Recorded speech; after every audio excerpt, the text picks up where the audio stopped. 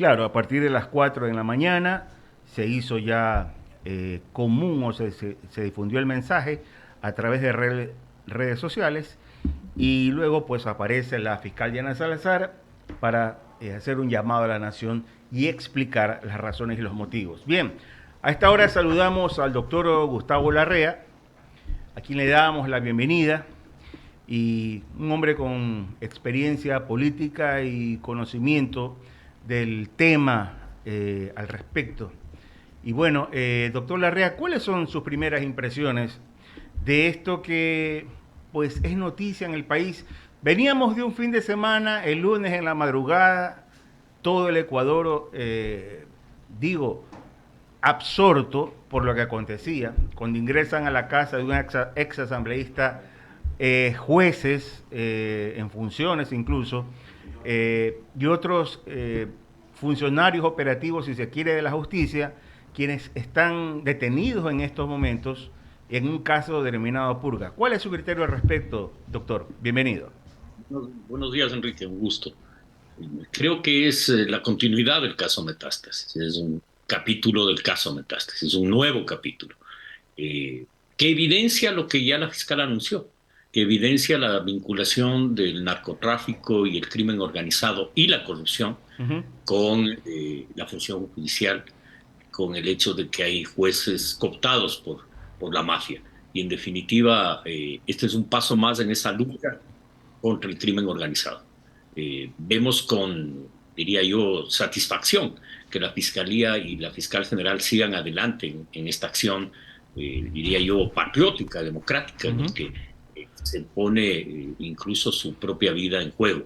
Es decir, ella ha tenido valentía para enfrentar este caso y debemos la ciudadanía apoyarlo. Yo creo que este baño de verdad que el país está viviendo, que todavía no termina, que todavía habrá más capítulos sobre esto, es necesario, pero que aquí hay un tema de fondo que Ya.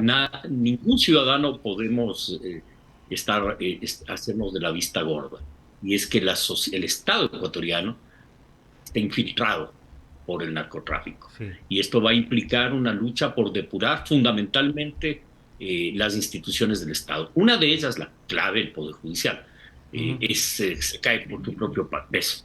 Es necesario su reestructuración general. Y creo que el presidente Noboa, en la consulta popular y referéndum, debió haber incorporado preguntas sobre la función judicial. Una de ellas que es evidente es que el organismo de justicia esté sobre el Consejo de la Judicatura, que existan concursos transparentes y que se instale la carrera judicial, que Uh -huh. exista un control efectivo y permanente de la función judicial. La función judicial se ha deteriorado enormemente Así en es. estos últimos 15 años y es necesario su reestructuración. Más allá de que hay voces de un proyecto político que busca la impunidad como arma. Entonces, cuando cualquier acción de la fiscalía es criticada porque se considera persecución. Absurdo. Aquí hay un problema de fondo del país y no puede ser la agenda de la impunidad la que prime, sino la agenda de la verdad y la agenda de la reestructuración. Doctor Gustavo Larrea, sí, interesante lo que señala, y me voy a quedar con esta última parte de esta agenda de impunidad. Escuchamos ayer al expresidente Rafael Correa, quien hablaba de una venganza personal a propósito de la institución de un vocal del Consejo de la Judicatura, Fausto Murillo. ¿Cuál es el criterio, su criterio, doctor, al respecto? El expresidente, diría yo, lamentablemente, penosamente para cualquier expresidente de la República, se dedica a defender a cualquier acusado de crimen organizado o delincuencia. Más allá de que siempre existe la presunción de inocencia, pero evidentemente es un proceso de investigación penal que en definitiva debe ser respetado y apoyado. Y que desde luego, si alguna de las personas que está involucrada resulta que no, que está acusada sin fundamento, debería ser liberada. Eso es así. Pero no puede ser que el expresidente tenga como espada la impunidad, que el proyecto político de la principal fuerza política del país sea la impunidad de quien sea, a cambio del retorno del expresidente.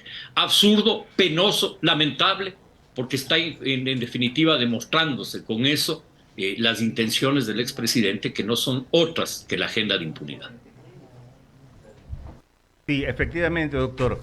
Y otro tema también que preocupa a los ecuatorianos, porque también usted hizo alusión a que el sistema judicial, sí, hay que transformarlo en forma y fondo. Y en el tema de fondo, siempre hay la queja, doctor Larrea, de que no hay jueces especializados, sino jueces multicompetentes. Y cuando se tratan de casos específicos, son jueces multicompetentes los que tienen que atender esa causa.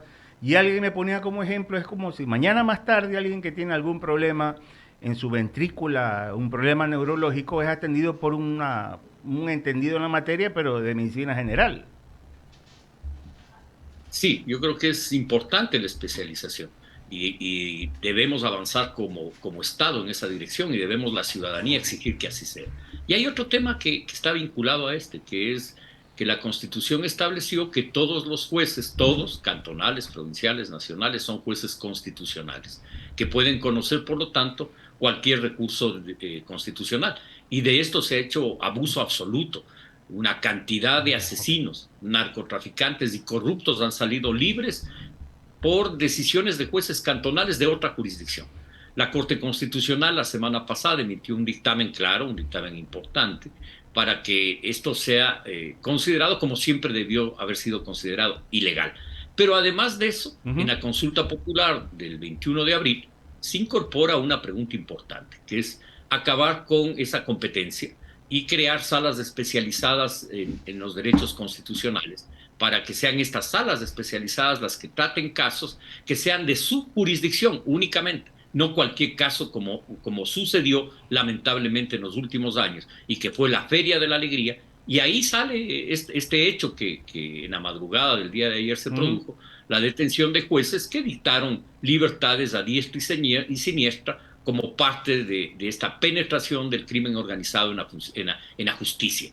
Pero quiero reconocer también que hay jueces probos, que hay jueces valientes, que hay jueces que se han mantenido en la función judicial con dignidad, y pedirles a ellos que se mantengan, que no abandonen el barco, que este es un momento en el que necesitamos que ellos estén presentes en esta lucha, que es una lucha también al interior de la función judicial.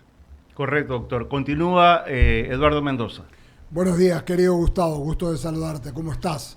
Eduardo, igualmente, un abrazo. Un abrazo. Le había pedido a Wendy desde la semana pasada para conversar.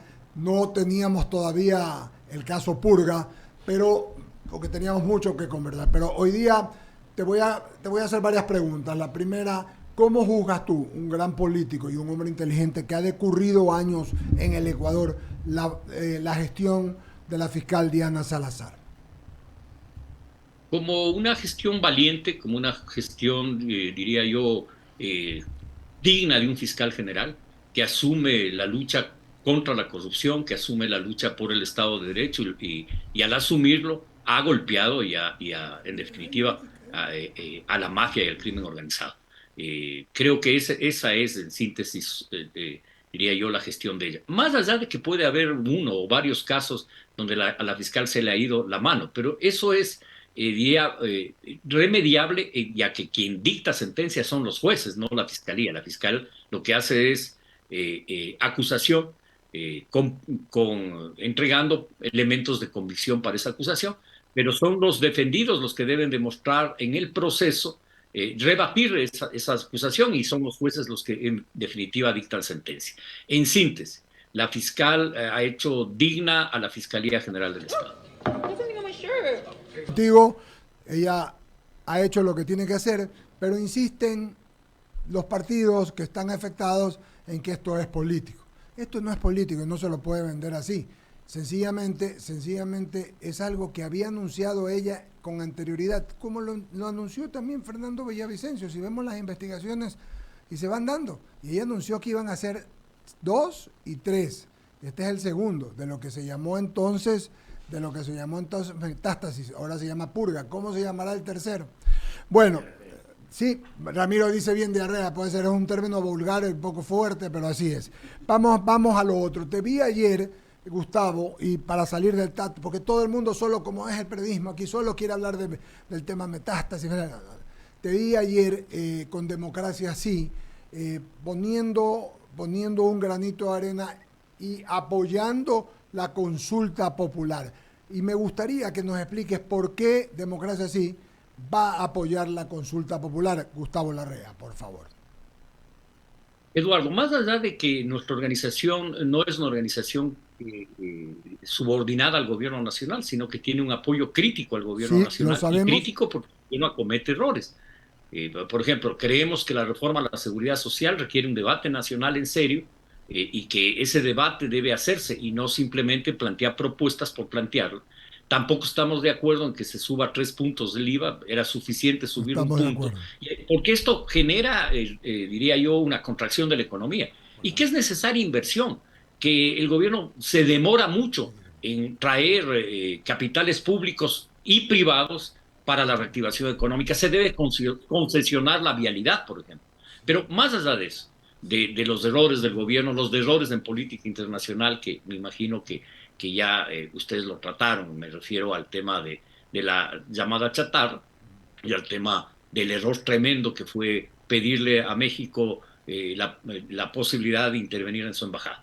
Pero más allá de eso, más allá de nuestra crítica al gobierno, la consulta no debe ser una consulta para decirle sí o no al gobierno, sino sí o no a temas fundamentales para el país. Uno de ellos es la extradición de gente vinculada al crimen organizado, a los agentes del crimen organizado y el terrorismo, que es una medida que debemos, en definitiva, apoyar. Esto es fundamental en el combate a la delincuencia. Igualmente, preguntas como, por ejemplo, que los jueces no sean jueces constitucionales, sino crear salas especializadas en derechos constitucionales para que no exista la feria de la alegría digamos, de la venta de libertades ilegales, inmorales, a criminales, a delincuentes. En este sentido, son preguntas fundamentales. Otra en relación a la inversión. Para que el país pueda tener inversión directa privada, es necesario también aprobar el arbitraje internacional. Y eso es importante para el desarrollo del país. Y preguntas que hacen relación a la intervención de Fuerzas Armadas en la seguridad interna del país, que debió ser aprobada hace muchos años atrás. Las Fuerzas Armadas deben ser una fuerza para la seguridad nacional, desde luego, pero también pueden intervenir en la seguridad interna porque la seguridad interna también es seguridad nacional. Esas son las razones por las que vamos a llamar a votar 11 veces sí, 11 veces sí, es decir, votaremos sí en todas las preguntas de la consulta popular. Sí, Gustavo, yo lo sentí así y tú eres un hombre muy serio y tu organización política también.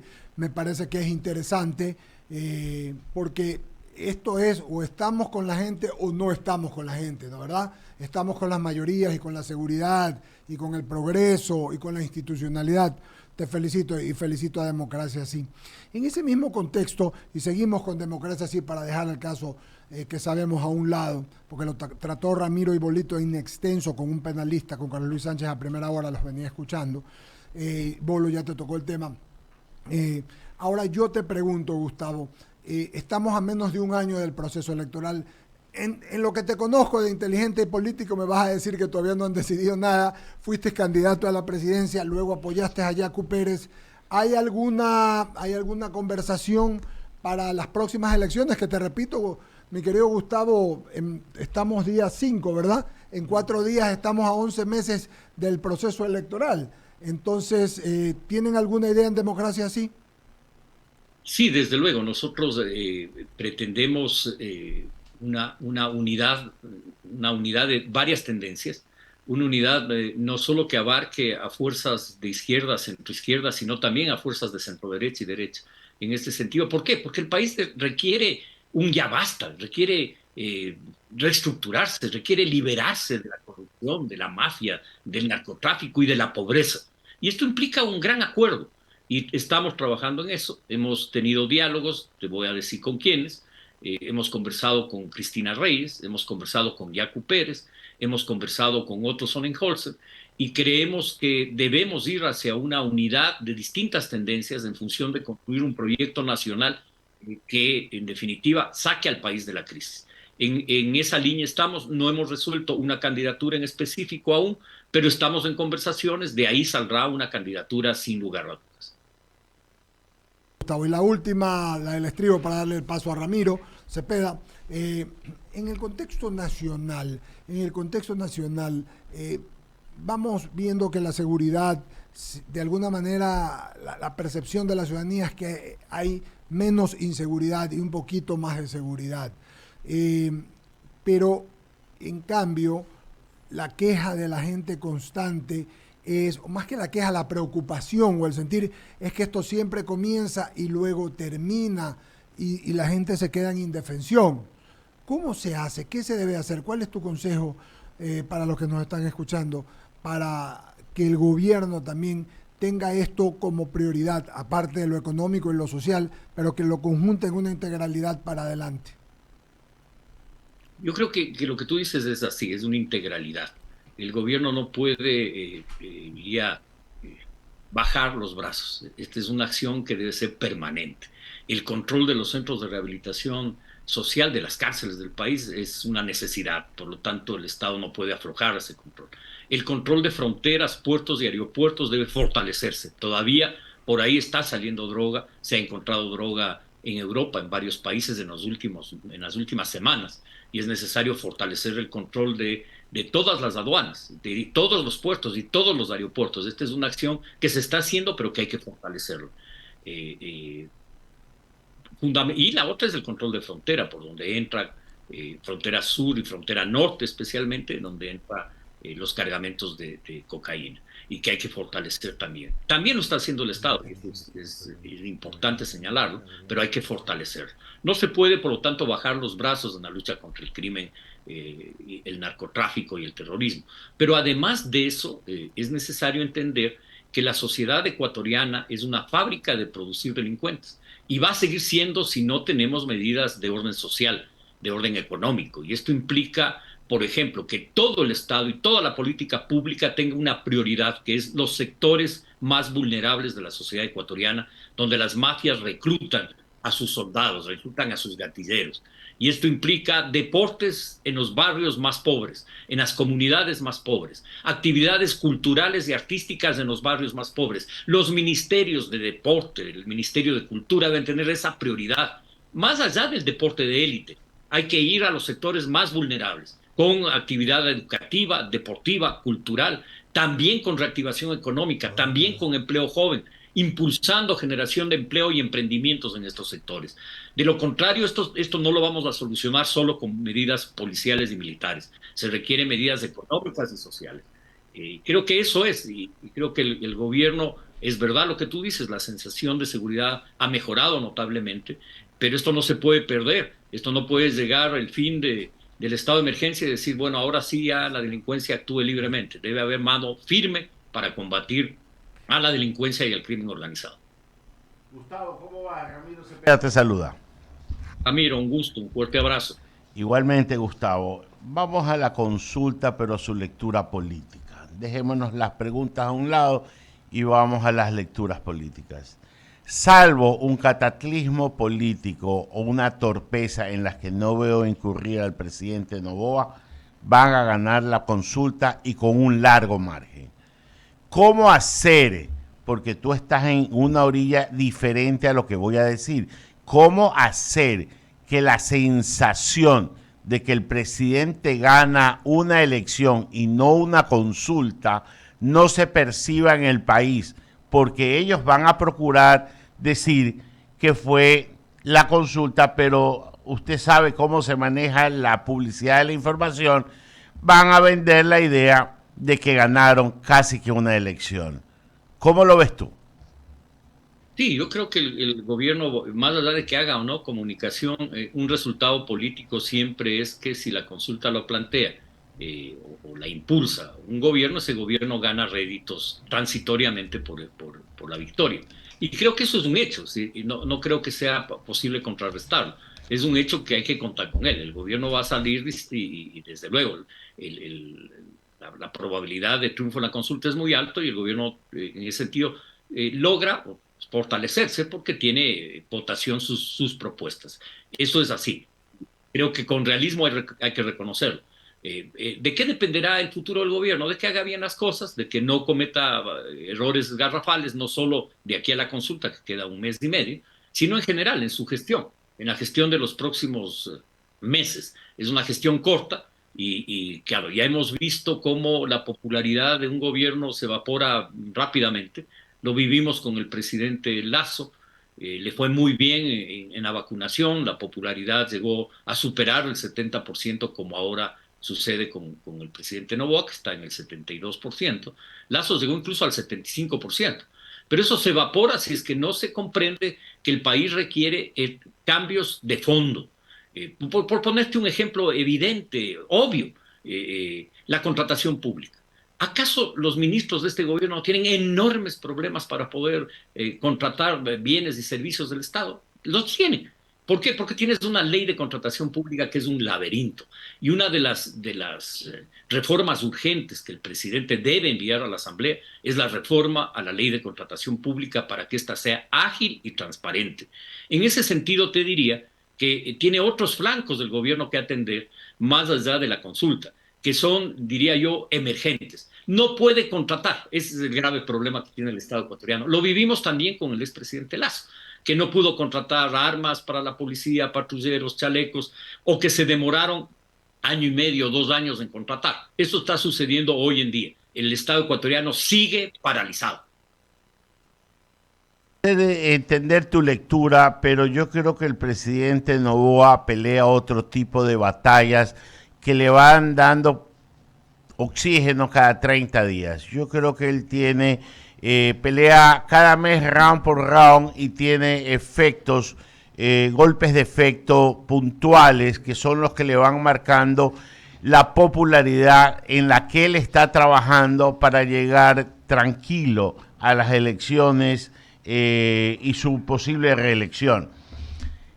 En este contexto que te lo estoy diciendo, las fuerzas políticas para mí van a tener un nuevo replanteo. Hay quienes dicen que el pacto social cristiano, RC y gobierno está casi en terapia intensiva.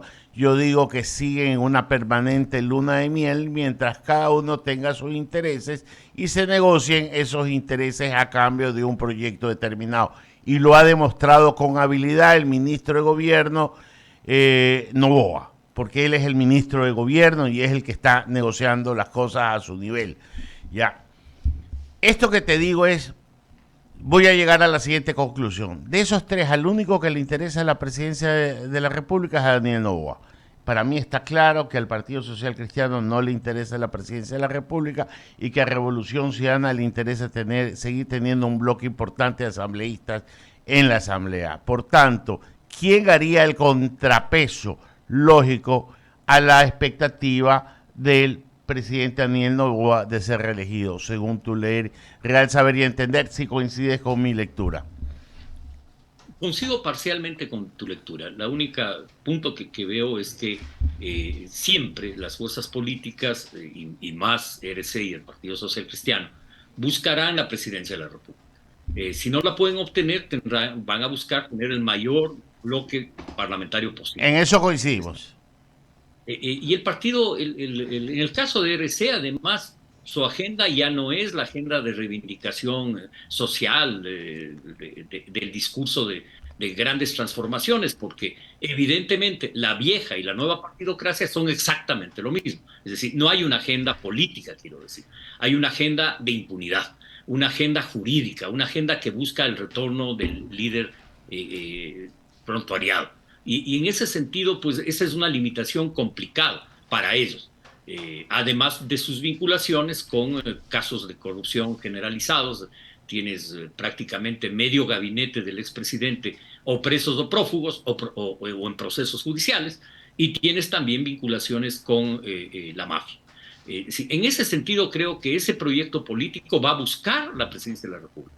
No creo que el único interesado sea Noboa. Ellos van a presentar candidatura, están trabajando en ello intensamente, más allá de que tienen un problema interno complicado. Es decir, gente que se les está abriendo, por decir de alguna manera, saliéndose de esa corriente política porque están enlodados. Y eso les afecta. Pero también les afecta la candidatura de Rabascal, porque creo que Rabascal les quita votos, X votos, no sé cuántos, les quita, eso les merma. Entonces es difícil que esta fuerza política tenga opción real de aquí a un año. bajará el número de asambleístas. Te lo digo, esa es mi percepción, puede eso cambiar, pero por ahora es así. Y creo que en el caso del Partido Social Cristiano, el Partido Social Cristiano tiene menos posibilidades, porque su precandidato tiene una agenda de seguridad que el presidente Noboa le está cumpliendo. Y va a depender mucho de qué pase, en definitiva, en los próximos meses, si el gobierno logra o no mantener la popularidad. Yo te decía que la popularidad de un gobierno puede ser muy, muy frágil si es que no es capaz de resolver problemas que no son solo de comunicación, por más que el gobierno tenga un buen comunicador y que el presidente incluso sea un buen comunicador. Porque hay problemas estructurales que no se solucionan. Tenemos, por ejemplo, problema hospitalario. El ministro nos dice el 90% de los hospitales está equipado y resulta que están en el 65% y que tienen dificultades en comprar medicina porque no reforman la ley de contratación pública. Entonces no hay agilidad en resolver problemas. Y eso le va a pasar factura al gobierno. Esperemos que el gobierno corrija esas deficiencias y que no sea víctima de sus propios errores. Y usted que se vuelve a meter ahí. Gustavo, a lo que yo decía con el Partido Social Cristiano no es que no van a sacar candidatos, es que los candidatos van a seguir siendo los mismos que le empujen su lista de asambleístas. Yo a Construy ya no lo veo con el voto pésame que tenía por la muerte de Fernando Villavicencio, y ese espacio debe de ser llenado por alguna corriente que puede ser algún frente que ustedes formen, puede ser algún frente que lidere, por ejemplo, el ex ministro de el Interior, Henry Cucalón, a través de alguna plataforma, porque creo tampoco se va a quedar con los brazos cruzados y va a intentar también tener ahora sí algún tipo de acción dentro del panorama electoral. O sea, yo creo que estas elecciones que se vienen, sobre todo a nivel parlamentario, van a ser una reconformación de la Asamblea, pero sin descartar la mayoría que está ahorita manejando la Asamblea Nacional. ¿Usted lo ve así? Ramiro, sí, esta es una elección abierta. Esta es una elección que si bien tienes un presidente con popularidad, no quiere decir que tenga ganada la reelección. Esta es una elección abierta.